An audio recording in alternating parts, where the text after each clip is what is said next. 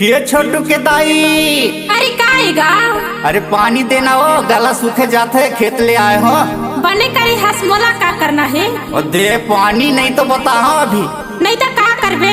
और खटिया ऊपर गोरला झुलात रहते, रात दिन टीवी देखत रहते, काम बुता नहीं लागे का?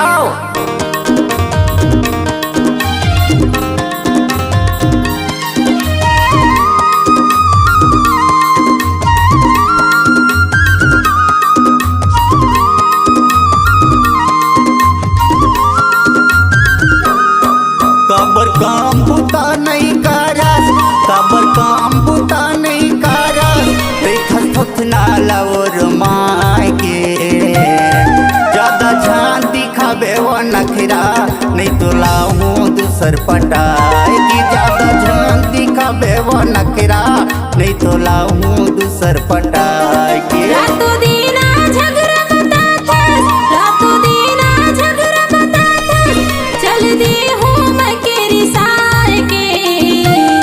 ज्यादा झन मता बेगा झगड़ा, पिटवा हूँ पुलिस बुला के। ज्यादा झन मता बेगा झगड़ा, पिटवा हूँ पुलिस बुला के।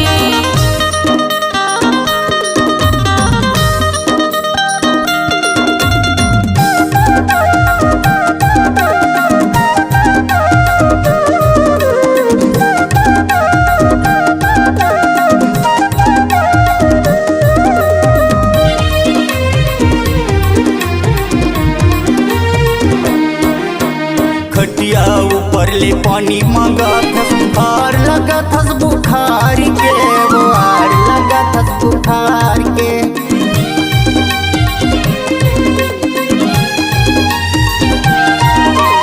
खटिया ऊपर ले पानी मांगत हस और लगत हस बुखार के, आर लगत हस बुखार के।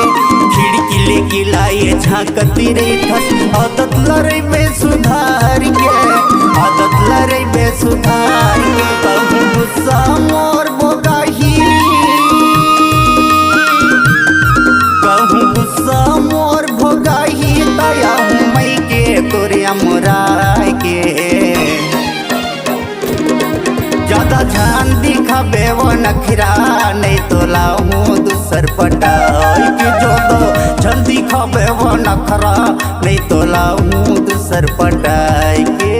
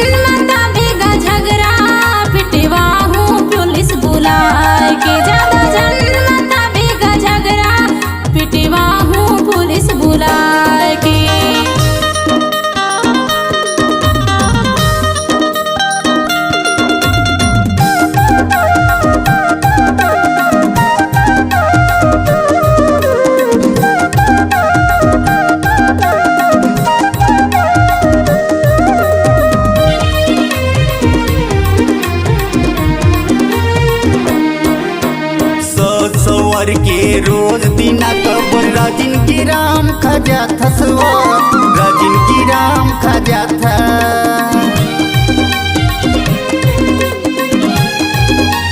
सुनको सवर के रोज दिना कबर राजिन की राम खजा थसवा, राजिन की राम खजा था। कहा था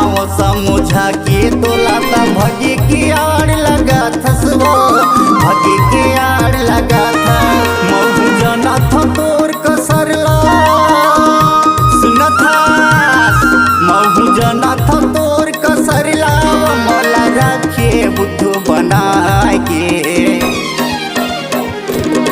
ज्यादा ध्यान दिखावे वो नखरा नहीं तो लाहूं दूसर पटाई के ज्यादा ध्यान दिखावे के नखरा नहीं तो लाहूं दूसर पटाई के ज्यादा जन्मता बेगा झगड़ा पिटवा हूँ पुलिस बुला के ज्यादा ध्यान दिखावे वो नखरा नहीं तो लाहूं दूसर पटाई के ज्यादा जन्मता बेगा झगड़ा पिटवा हूँ पुलिस बुला के ज्यादा ध्यान दिखावे के नखरा नहीं तो लाहूं दूसर पटाई के